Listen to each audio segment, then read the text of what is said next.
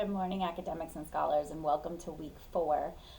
This week, we are moving into an area that many of you mentioned in your first discussion board was an area that you really struggled with, and this is not unique to you, so that's the good news.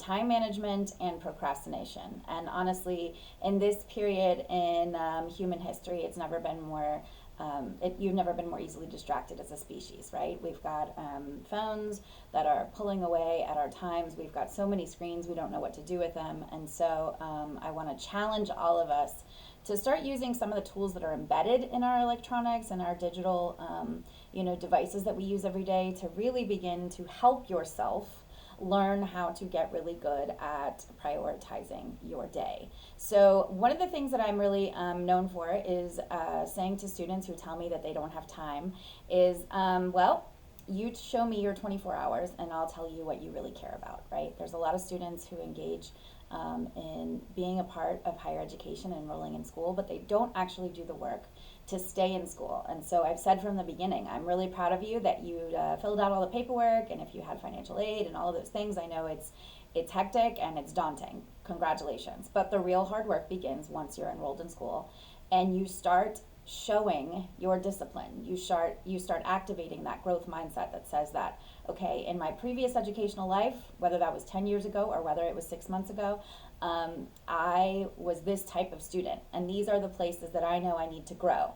This course is all about you thinking through, where are the places that I can change, right? Where are the places that I can grow, where I can begin to think about maximizing who I am, self-actualizing in a way that'll help me be in the 40% of students who really enter school and finish school. So I really want you to encourage that as you move through last week, which was about goal setting and discipline, and this week, which is all about, like I said, managing your time and avoiding procrastination, that you begin to use the science that is embedded in the learning module, right? Moving page through page, taking those college level notes, and using your time throughout the week to do that. If you are not yet using a calendar, I had you do that as an exercise last week for a reason.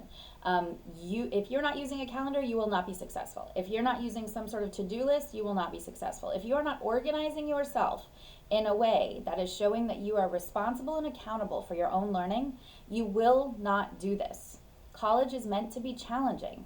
And so in order for you to stay in school, you have got to do the things that an academic does. So I encourage you this week, if you haven't done so already, start tweaking the things in your life, right? Start the morning by looking at a to-do list. Start the morning by looking at your calendar. Start the morning by opening your TSC email and checking your Canvas messages. This should be something routine you do every day.